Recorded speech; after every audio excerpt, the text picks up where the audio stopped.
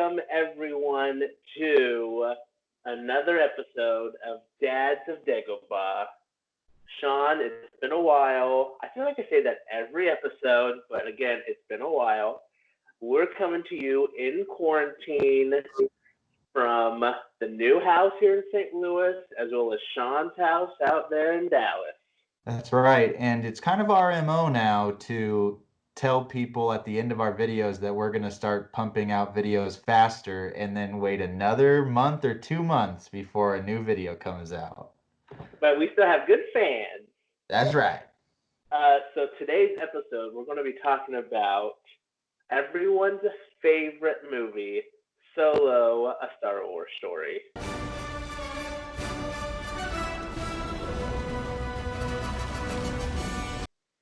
Oh, Sean's rocking the Millennium Falcon, as am I. Listen, we're coming up on the 2-year anniversary of Solo coming out. So I was reminiscing today about going to see it in theaters twice after I had only seen The Last Jedi in theaters once. So take that for what it's worth on which movie is better. So Before we get into talking about Solo, I think we want to jump first to the sad, bittersweet news coming out of DICE today. Star Wars Battlefront 2, after tomorrow's Scarif update, which comes out Wednesday, the 29th of April, there will be no more updates coming to Battlefront 2. This is a game we haven't really talked a whole lot on the channel, but something that Sean and I have played many hours of, and we both absolutely love it. A game that started off as the worst launch video game ever recorded, and I don't think anyone can ever top it, how bad it was. And turned out 2 years later, or 2.5 years later now, one of my favorite video games. Just a fantastic. They made the right corrections. They added the right heroes. They made a lot of fun game modes, and it's today, or tomorrow is the last update. yeah, moment of silence for Battlefront 2. It's definitely been a long and winding road for that game. And you're right, I think that we've put well over 100, if not hundreds of hours playing that game. It's definitely the most immersive Star Wars game that I've ever played. It's pretty fun. Well, let me say this, something that struck me today. Is there another announced Star Wars video game other than the Lego Star Wars? I don't think so. I think everything that was announced has since been canceled or delayed, or I don't know. I think everything else is not being worked on right now. So the next thing to look forward to, unless you're a mobile gamer, which I don't think either of us are, is Lego Star Wars, which honestly looks fantastic, and I will play happily. But it's just not the same. But with that, Sean, shall we dive right into Solo, A Star Wars Story? Let's do it. I've been waiting for this video to do this with you for years. It's been 84 years. I've been dragging my feet. Our very first video, almost 2 years ago, was our Solo review. And at that point in time, we had a very different vision of this channel. We didn't know what we were doing. And we shot like over an hour's worth of footage of us talking about the movie, and we cut it down to like 20 minutes. And so it's a really bad review. And I'm like, there was so much we didn't talk about and we weren't able to share with our viewers here on our thoughts on Solo. So I've been waiting to do this, and you have not wanted to. You just, for whatever reason, hate joy and hate positive Star Wars stories, and so you wanted to just pretend like Solo never happened. As I watched Solo recently and a little bit today as I was writing up my notes, I'm going to say it's going to sound strange. I just want to set the stage. There's a lot of positive things I wrote down about this movie. There's a lot that I really liked about this movie. And I think at the end of the video, I'll kind of explain more of my thoughts about why I don't like it as much. But I just want to set the stage. I do like a lot of this movie. It's just take the 9 saga films, and then there's the 2 non-saga films, Solo and Rogue One.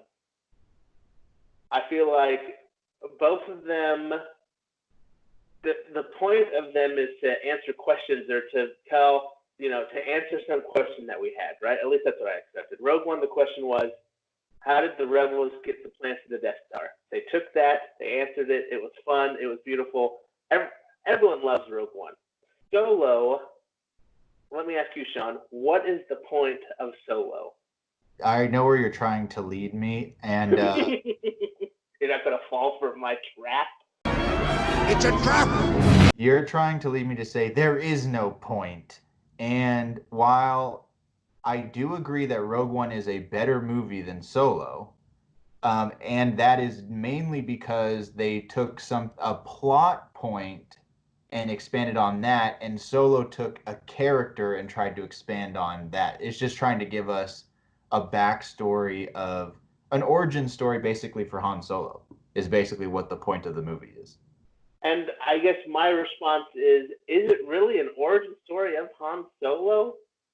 I mean, what do we learn about Han Solo? I mean, we see how he gets his name, we see how he gets his ship, we see how he meets Chewie. But then other than that, what else do we have some interaction with Lando. That's fun. We see how he gets into a life of smuggling, a life of crime. No, those are the things that's what I think that is the origin story. How does he meet Chewie? How does he get the Millennium Falcon? How does he get his name? How does he get into a life of crime and smuggling? How does he meet Lando? That's what the movie is doing, basically. From my point of view, I feel like there could have been either a question that we needed answered or a better point to the movie. That's my opinion. I know you disagree, but let's go through it now and talk about each from the beginning through the end, what we liked, what we didn't like about the movie. How did he make the Kessel Run in less than 12 parsecs? I mean, how did he do that? We all want to know. Before they ever announced this movie, I said, if they were going to make only one more movie in the history of Star Wars, they need to do a Han Solo movie.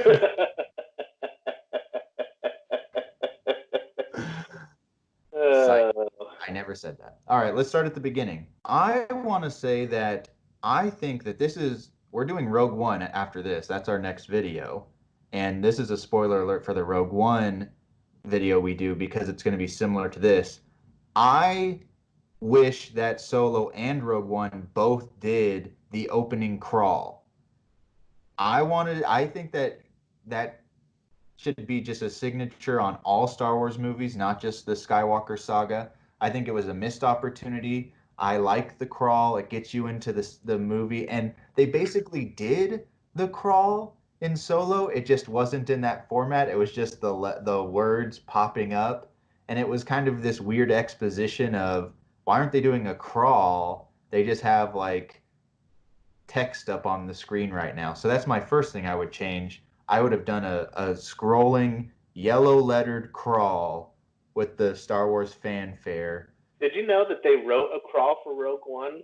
They wrote several crawls, but the writers scrapped them because they wanted to be different than the saga films. They had some written. Well, that just confirms that Rogue One is the worst Star Wars movie. But yeah, why are you going to give us blue paragraphs instead of yellow paragraphs slowly panning upward? Like, what's the difference, people? But it's not a crawl. Yeah. But then after the crawl, we go immediately into the Han coming out, getting in his little speeder with the dice, and the Solo comes up. And I have to say, I enjoy the soundtrack in Solo. It's different enough, but it has some nostalgic Star Wars parts to it, especially like during the Kessel Run and stuff, throwbacks to the original trilogy. But it's also unique enough and has its own melodies and themes, and I really like it. Yeah, Emphas Nest, I really like the music around them. But yeah, I agree. I really like the soundtrack too. All right, so give me your thoughts on Corellia, that whole sequence. Honestly, I like most of the scenes from Corellia. The one scene I don't like is the car chase in the middle. But I think you already know that about me. I'm not a big fan of the car chase, pod race, riding through Canto Bight sort of parts of the movies. That's not my stuff. The So the slow car chase. speed, the entire plot of Last Jedi with the slow speed chase, with the running out of gas. Oh wait, are we talking about Last Jedi or are we talking about Solo tonight? I forgot. Which one are we talking about? I like most of the stuff on Corellia. I like Lady Proxima. I thought that was fun. I really enjoyed the little thermal detonator gag, and even like Lady Proxima was like, "That's just a rock," you know. That's really funny to me. This is a thermal detonator that I just armed. That's a rock. No, it's not. Yes, it is. And you just made a clicking sound with your mouth. But I most like seeing life under the Empire. And it reminds me of the scenes from Jeddah on Rogue One, where we see life under the Empire. I like that sort of, the Empire is there at the beginning of Corellia. They're not really the main force, but later on, as he's in the ship depot, whatever it's called, that is like the main force there. I like that stuff. So yeah. Let me say something about Lady Proxima.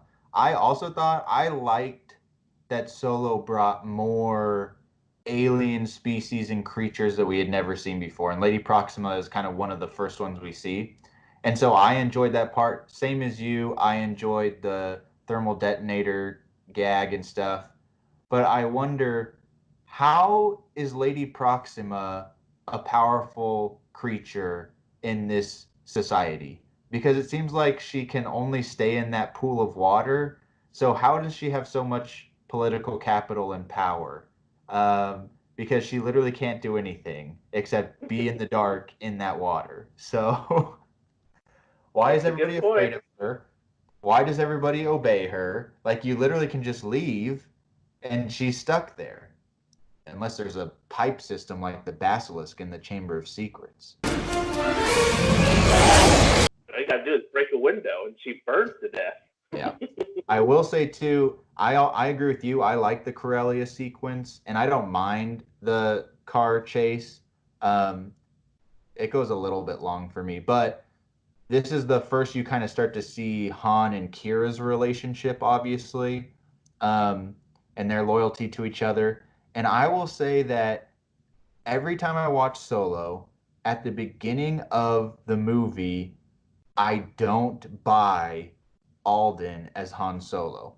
I feel like he has to win me over every time I watch the movie, and through the middle and the end I start to feel more like, okay, yeah, he's doing a good job.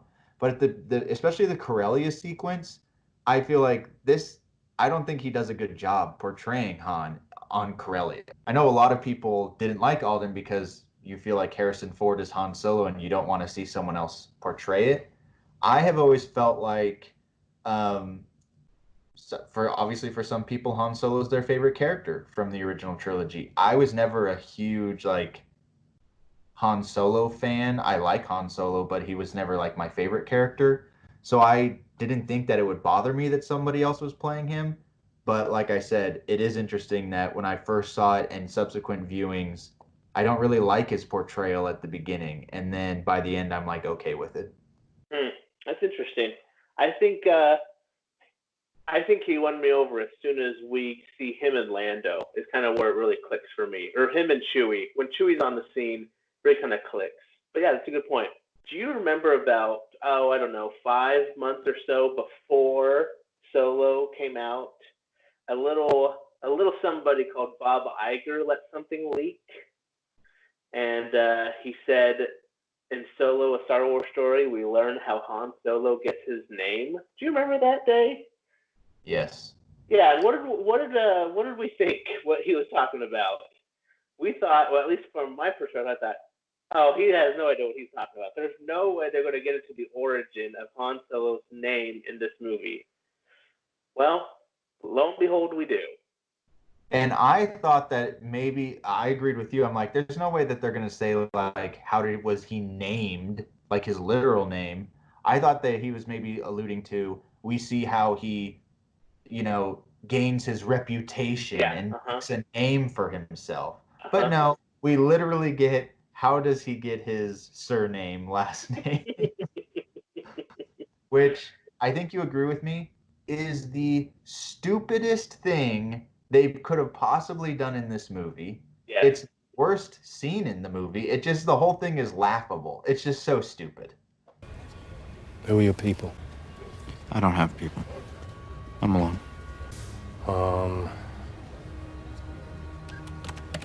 Solo. They're traveling alone? Solo.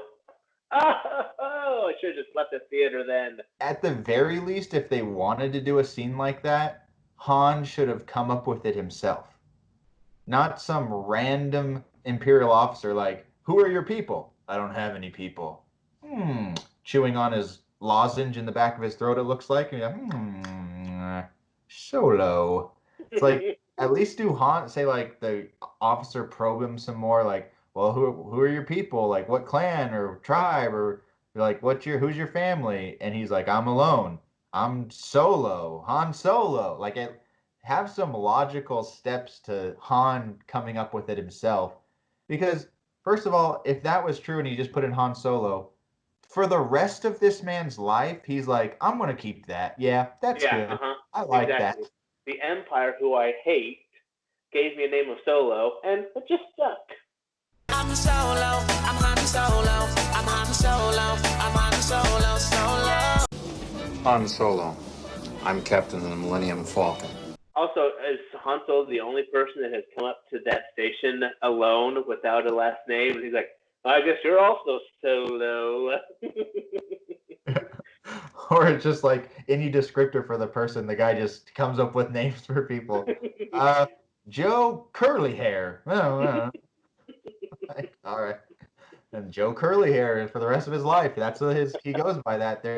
It's just set in stone at that point. There is a fun little trivia bit in the ship depot. We see a little propaganda video, or maybe not a video, or something from the Empire, and we hear the Imperial March, which is interesting that it's now in the movie.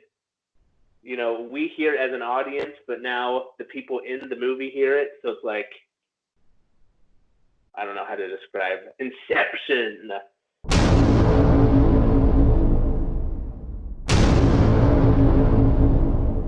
Anyway. Well, they made. I also read something about how they like changed the key to make it like a major chord instead of a minor or something like that. So it sounds like peppier and like more positive. That's fun. than the actual like Darth Vader theme. Order and unity to the galaxy. Be a part of something. Join the Empire. I like that. You want to go on to Mimban, the Mud Planet? Let's do it. So one thing before we get there, actually, there's a deleted scene where Han Solo is in the Empire as a pilot. There's some good stuff in there that they cut, obviously. I wish they would have kept it. I like seeing Han Solo in the Empire, and I feel like that scene does a lot more for his backstory for me than other scenes that we have later that I'm like, could have done without this. But to see him in the Empire still being a hothead and getting kind of demoted to a mud trooper is kind of a really funny, character development for Han Solo, in my opinion. I feel like it's on Mimban. I agree with what you're saying. I feel like it's on Mimban when all of the, like, Woody Harrelson's character and all that group, Val and Rio and all of them come into the scene and Han's interacting with them. This is where I feel like you start to see more fractures in the directing, that I feel like you can almost tell which scenes were Lord and Miller scenes that were supposed to be like humorous and the actors and their delivery is like different. And then from one scene to the next, it's like a Ron Howard scene where it's like they're playing it more straight and closer to the vest. You're not Imperial Army. You're thieves here to steal equipment for a job, and I want in. And you can see this with Han, where sometimes he's just like, I got to get off this rock or whatever. And then the next one, he's all expressive, like, I'm a pilot. I'm a blah, like all this stuff, and you're like, why are you talking differently now than you were literally 30 seconds ago? But in my mind, like I like it's ruined for me because in my mind I think these were shot like months apart from each other with different directors, and like that's why you get different deliveries and almost different characters from the same actor in the same scene. It's so Yep. weird. Yeah, you can see those stylized differences. Knowing everything I know now about Solo and how much I dislike it compared to all the other Star Wars films, I wonder if I would have liked it more if it had been in a Lord and Miller style, kind of more comedic. On Mimban, I think that Woody Harrelson as Tobias Beckett kills the movie. Like he is so great. He totally rocks his role. I think that he is kind of the glue for me in this movie of like, yeah, he's believable, he's funny, he's cunning. He's just like the perfect smuggler character. We also meet Chewbacca. This is kind of where I really don't like a choice that was made, and I think I've said this before on a Salty Socks podcast. Is the introduction of Chewbacca as a monster that has eaten people and has been fed people. I don't mind that he's a monster down there, but the fact that probably humanoids have been tossed down to him and he has killed and eaten them, to me seems like, okay, is that really what the backstory they want to give Chewbacca right now? I know he's enslaved. I know he's fighting for survival, but I love the introduction of like, oh, they're both in mud and they're fighting. And they do this kind of fun fight scene, but then you start thinking about it like, how long has Chewbacca been down there? What has he done? What have I done? So yeah, it's a little bit. It was a bold choice to imply that for Chewbacca. I won't lie about that. How come we have all these conversations about Rey being a Mary Sue because she knows how to do all these things, but yet Han Solo knows how to partially speak Shriwook, but we don't call him a Mary Sue? Like, what's the deal there? Wait!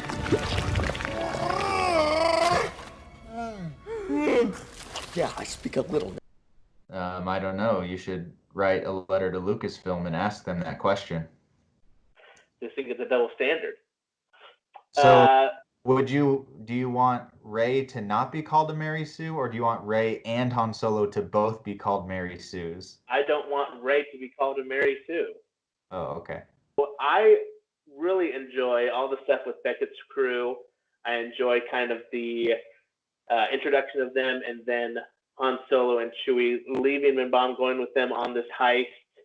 The scene is the planet is called Vandor, and a lot of stuff happens here on Vandor. Which part of one of my things I've written down is how convenient that so many things have happened on this planet. There's the train heist, and Dryden's yacht shows up, and the introduction of Lando all happen on the same planet, seemingly in the same neighborhood. They're all right there next to each other.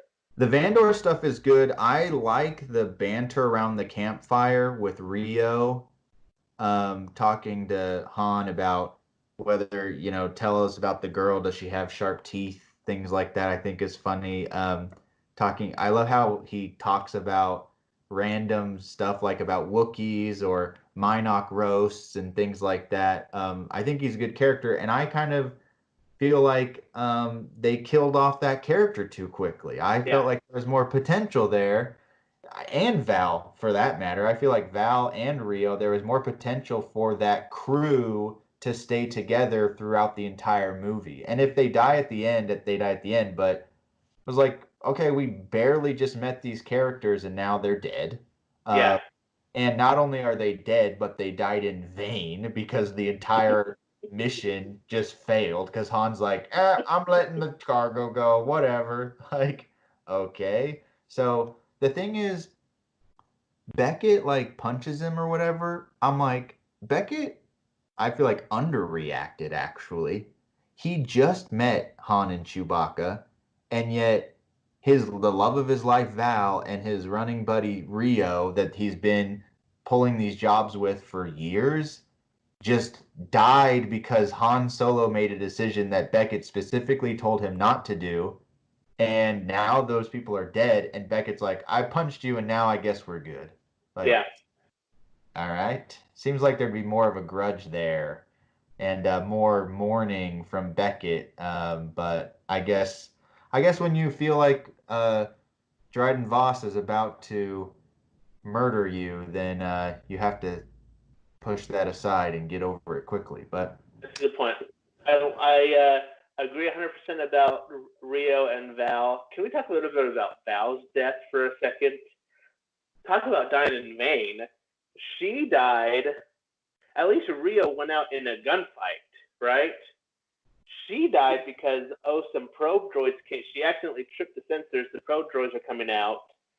I'm just going to go ahead and blow this thing just so you guys can steal the coaxium. Like, is she sacrificing herself for her friends? Could she just be like, hey, abort this mission, let's try again at some other day? Like, why did she have to die? I did not understand that death. And I was actually reading today and researching this, that the writer, John Kasdan, was upset that he killed her off so soon in the movie because he really enjoyed her performance and thought she was a real asset on the screen. And I 100% agree. I feel like you did her wrong in her death and you killed her too early. Let's talk about the introduction of Emphas Nest. Emphas Nest reminds me a lot of the Mandarin from Iron Man 3, where it's like this really cool villain, but then in the end you're like, oh, you're nothing. Like, you're not really a villain. Oh, that's kind of disappointing. I feel like fundamentally Solo has a villain problem. You say Lady Proxima at the beginning is kind of the villain, and the Empire is the villain. Then Emphas Nest is the villain. Then Dryden is the villain. Then the Pike Syndicate is the villain. And then, I mean, they're all kind of minor, right? I guess Dryden is supposed to be the main villain. But, like, even when we get to Dryden, like you said about Lady Proxima, what's really scary about Dryden, other than he's the leader of some big gang, same as Lady Proxima, but his weapon of choice is a 4-inch long knife. Like, okay, cool. Really, and I'll wait to the end until we talk about the final villain, but I feel like fundamentally there's a is Beckett the villain, you know? What? yeah, it is muddled. I do agree with you. I think that the best case is probably for Dryden, that he's the villain. But going back to Emphas Nest to wrap up those thoughts, that first introduction of Emphas Nest and that crew, really it became the mystery of the movie, which is, who is Emphas Nest? Yeah, it's cool. But yeah, once we get into the yacht and all of that, and he reunites with Kira, and I said that, I think I said this to you when we did our original Solo review. I like the chemistry between Han and Kira in this movie. I think it's believable. I like their relationship. And I like that Kira kind of looks at Han now as like he's just kind of naive and he doesn't understand. He doesn't get it. And he thinks he gets it and he thinks he's like in control, and she like totally knows you have no idea what is happening right now and what situation we are in. I kind of like that about Kira. But she also protects him from that knowledge by just like letting him believe that things are okay and he's in type of thing. Your plan will work out. There's no problem here. Exactly. The movie starts to pick up now when we get to Lando, right? Yeah, of course. Yeah, Lando for me steals the movie. You say that. Who'd you say stole the movie for you just a few minutes ago? Beckett. I think Lando for me is the whole. Well, and L3 and Lando. But yeah, let's talk about Lando's introduction. So awesome, so fun. The casting of Donald Glover as Lando Calrissian there is no better casting in all of Hollywood. That was just so perfect. Like he nails Billy D. Williams, and it's just so perfect. Yeah, unlike Alden with Han, where I feel like, is he trying to imitate Harrison Ford? Is he not? I don't know if it's believable. It's not. The worst the worst review that I can give of Alden and his portrayal of Han is during the movie, I'm mentally asking myself the question, is he doing a good job portraying Han?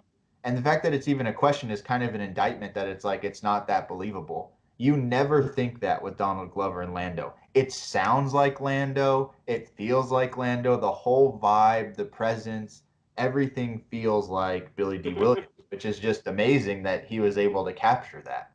Everything you've heard about me is true. Yeah.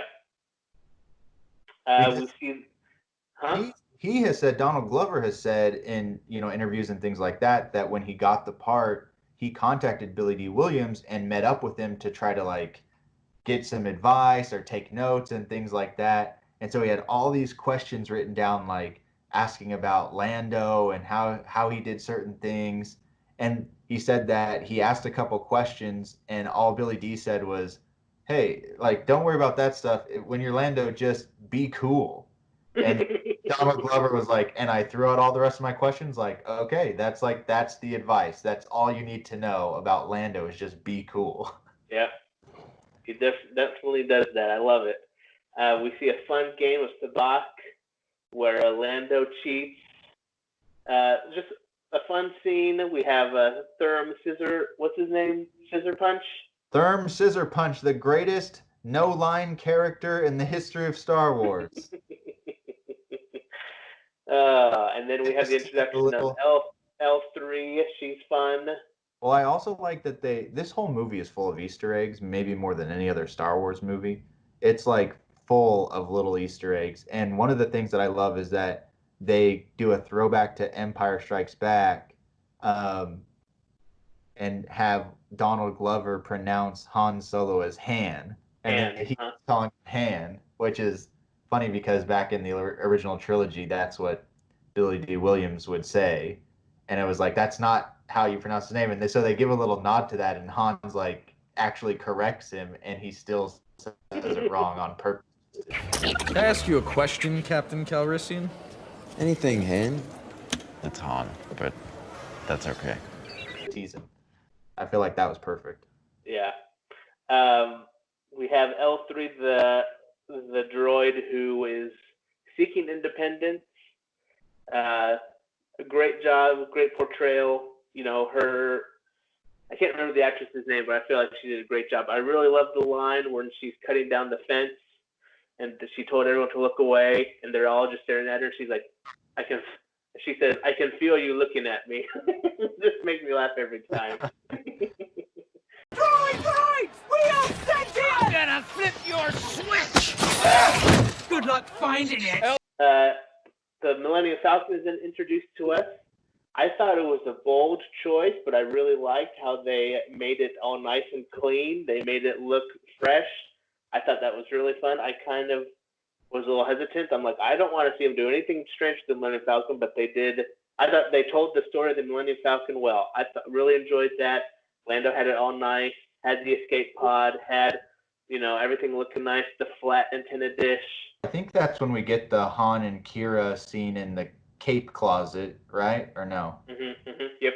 Which again, I feel like it was at that point that I felt like these two have more chemistry than Harrison Ford and Carrie Fisher ever did. Like the Harrison Ford Carrie Fisher relationship, for whatever reason, when I rewatch like Empire Strikes Back and stuff, I'm like, it seems like Leia is never into it, and Han's just like super pushy about it, and you're like, okay. Until Return of the Jedi, she's all of a sudden into it. She's like a Padme, like mother, like daughter. All of a sudden, in the third movie of the trilogy, she's like all about it, and you're like, you've never given any indication that you are interested in this, but okay.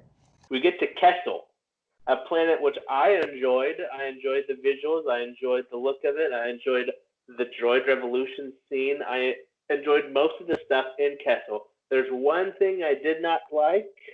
Anthony Daniels. Is he in it? Yes. See, this is why you act like you. I missed it. You don't even know what is in this movie. Anthony Daniels is in the scene on Kessel where they've already released all the droids and they've released the Wookiees. He's one of the people telling the Wookiees to come on, he says one of their names and says, "Come on," and he's like, all you can tell it's him, but and you can tell it's his voice, but he's urging one of the Wookiees to escape with him, and Oh, dang, I missed. that's when Chewbacca and the other Wookiee like do their little head press and they separate, I missed it. which No, which kept Anthony Daniels in every single Star Wars movie. there you go. Nice. I do not like, and this is so nitpicky, I know. I don't like the look of the Wookiees. Like, they just look weird. Yeah. Like, we saw the Wookiees in Episode 3, so we know that Chewbacca is not a unique-looking Wookiee. They all kind of look like Chewbacca. But then we get these ones, and you're like, what the dadgum happened to those Wookiees? Like, is it just because they've been enslaved and they're malnourished or something? And so it's just their face. Their face is all weird. Like, I don't get it. I agree with you now that you say that. I think, one, you're totally right. In Solo, Chewbacca looks like he's like the Dwayne The Rock Johnson of the Wookiee world. Just like he's massive compared to these other Wookiees. But in Episode 3, he seems totally average build with all the other Wookiees. Now, when he's on Mimban and he's all muddy and stuff like that and caked, he does look a little thinner. And then you notice once he takes that shower with Han, another great scene.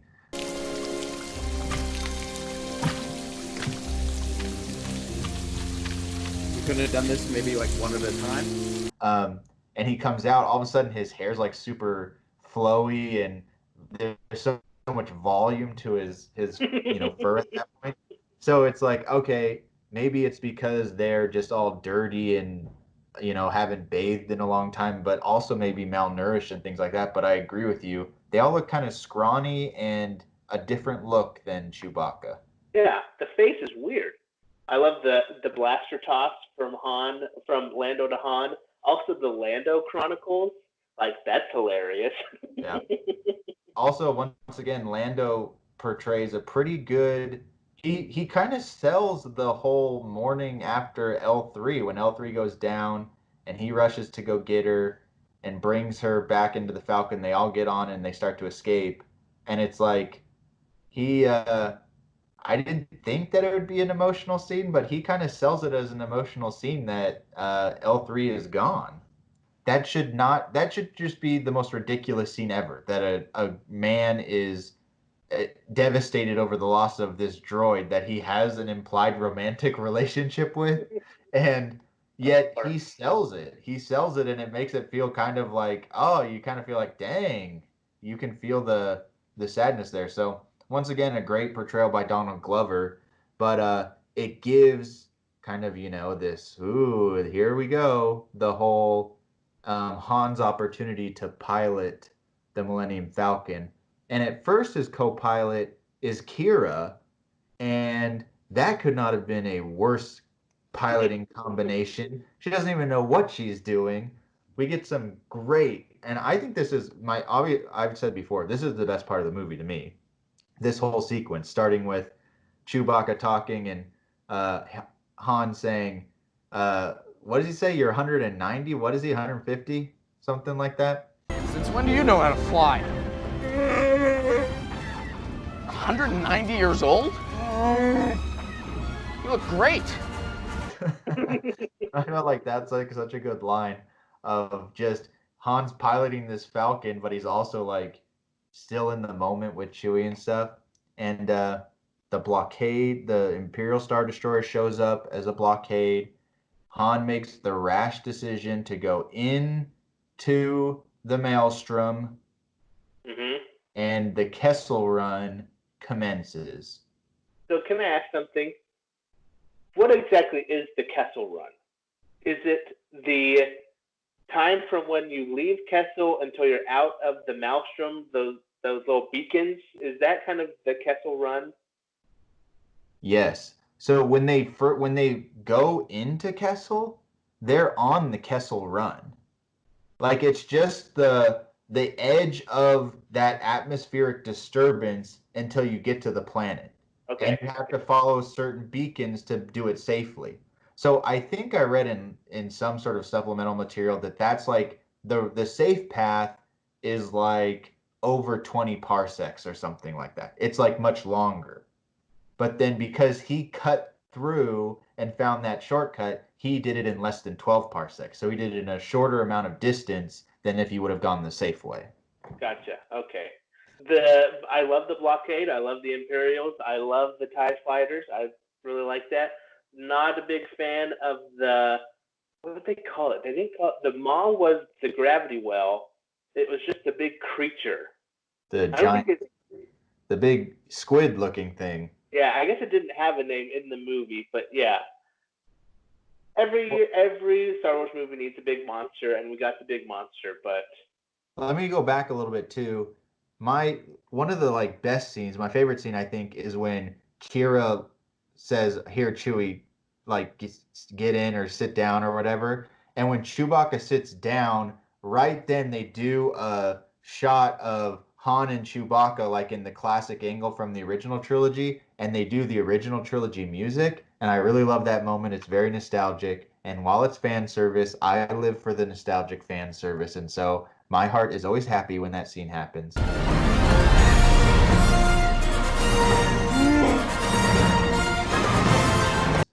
And then as you go through the Kessel Run, there's more callbacks in the music to like the same music from the asteroid chase. Good going on.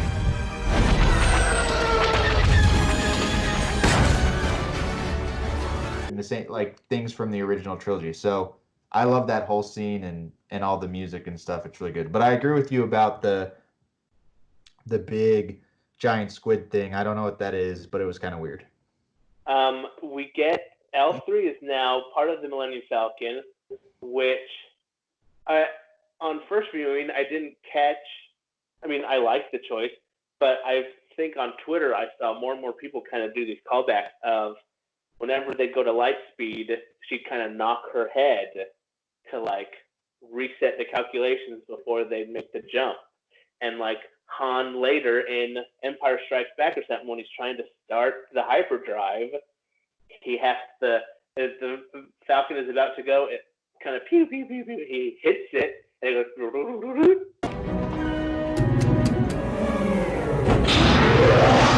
like, that to me, I like those types of little Easter eggs where you're like, oh, I see what he did there.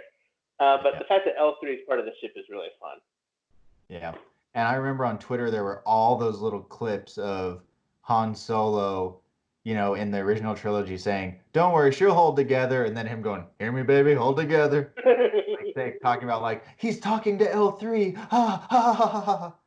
I liked that to get away from the gravity well and the maw, that they had to do a little droplet of the coaxium and the whole thing like overheated or whatever, and they started going back, and Lando's like, "Oh," and then and they fly out. I thought that was good. Didn't they use performance-enhancing drugs on the Millennium Falcon? Shouldn't the Kessel Run record have an asterisk near it because they used raw coaxium into the reactor? That is a great point. Yes. Okay, now, so we're done with the Kessel Run. We get to the desert planet. I cannot remember the name of this planet. I should have looked it up before Sabine. That's right. There we go. Some fun scenes here. We have the people, and this is kind of where the Emphasis Nest thing has its... I don't want to say it's a payoff because I didn't like the fact that Emphasis Nest was a good guy, but then I'm also like, oh, this is also kind of cool that Emphasis Nest is, I guess, the very embryonic stage of the rebellion, in a sense, right? And I think you and I both have talked about this. Why couldn't Emphasis Nest be the daughter of Beckett and Val? Because that would have been interesting, but I digress. It's opening up. Yeah, so I'll talk about Emphasis Nest, but I want to say Savareen and this whole sequence might be my least favorite part of the movie because I feel like they try to squish like an entire movie's worth of plot into this like who's double crossing who? Who like what's going on? All of a sudden, this entire like plot is whittled down to okay, what's happening right now on Savareen, and it just was like it seemed rushed and forced and not very not explained very well through. Yeah, they had a lot of loose ends they had to kind of fix right then at the very end. Yeah. But I do want to say with Memphis Nest, so when I saw it originally in the theater for the first time, and the stare down happens between Han and Memphis Nest, and that part is funny when he's like, "I got 30 gun or whatever, a whole army on there," and Lando takes off and goes. And I'm like, why is Lando taking off and leaving? Because he hasn't been paid yet. So I don't know why he's leaving, but it was funny. It's funny comedic timing.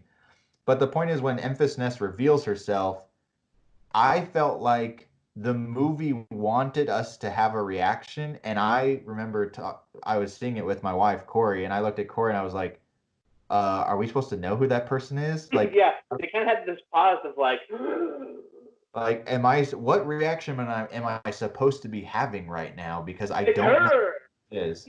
And so because it seemed that way, my brain, when there was no information, my brain created information, and I thought, oh, it must be Beckett and Val's daughter, because she looked like she might be, of a mixed ethnicity, and I'm like, okay, maybe it's their daughter, and he's gonna be like, oh my gosh, you were my daughter this whole time, like, or maybe he didn't know he had a daughter. I don't know. I was playing all this stuff, and then it just turned out, nope, just a random girl. Like, there's no story here. I'm like, what is happening here? That was a weird build-up for no payoff, basically, on who is Memphis Nest. Now let's talk about the double cross, or the triple cross, or the quadruple. On whose side here? It's kind of like watching an episode of Survivor, and maybe a lot of our viewers aren't Survivor watchers, but they always try and, right before tribal council, they always try and get you to be like, oh, who's on whose side here, and then who's going to vote for who? You're just so confused. Trump spoken. I don't get it. I don't like it. I don't like this ending at all for this movie. It tells us that we have to believe that Han knew that Beckett was so predictable that if given the chance, Beckett would double cross him, but not only double cross him, but then also double cross Dryden, and then leaving him alone with Dryden and Kira to be able to take care of Dryden, and then he could go take care of Beckett. It's like there were a lot of assumptions that just happened to work out the way Han needed it to. Yeah, exactly. In this little stare down between all the parties. Hey, it's me. And then Han kills Beckett. Like, I get the whole you shot first sort of thing, and I guess that's also an Easter egg for Han shooting first, and that's kind of the filmmaker's way of saying, like, yes, Han would shoot first. You're the most important.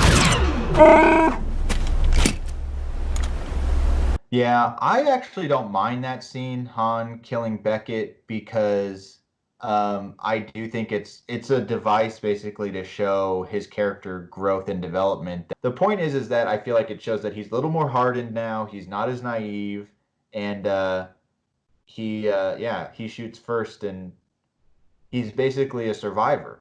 He shoots first because he knows if he doesn't shoot first, he could die. And Beckett basically tells him that, like, you're smart because I would have killed you. I would have killed you. It's hard to believe when they're being all chummy and stuff, the whole movie, to all of a sudden have this huge tonal shift in the last 10 minutes of, I would kill you in cold blood.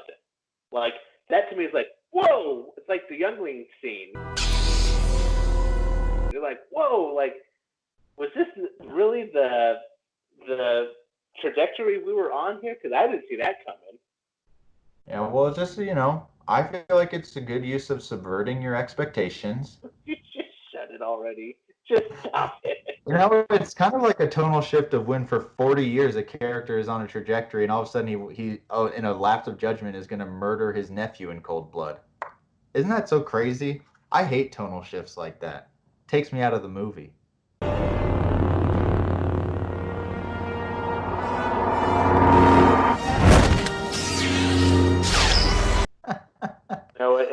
so easy for me to take control of the YouTube channel and the Twitter page and just lock you out and never let you on another one of these videos. I haven't been on the Twitter page in months. Okay, I'm just can we? having fun. I agree with you. It is a little bit of a tonal shift.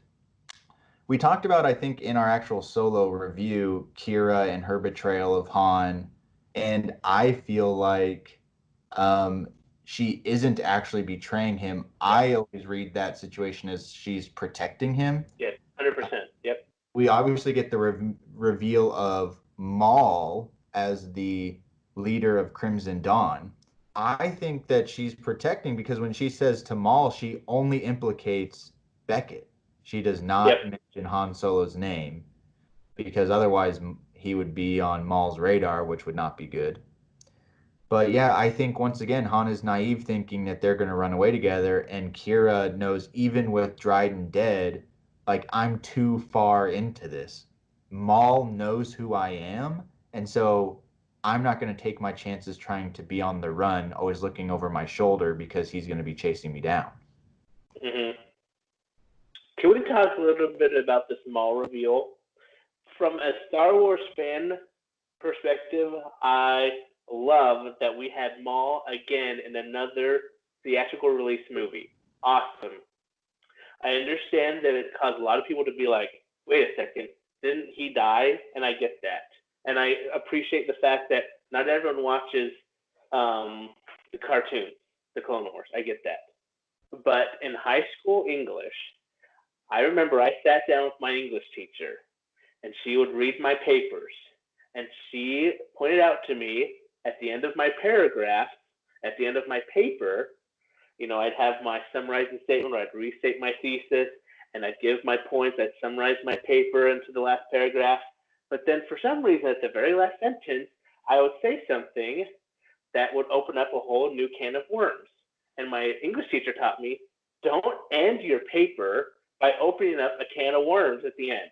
Like it's unsatisfying to your readers. They did that here with this movie. They treated the end of this movie like the season finale of a TV show. Like, here's Darth Maul. And you're just like, oh, wow, that's so cool. And that's it.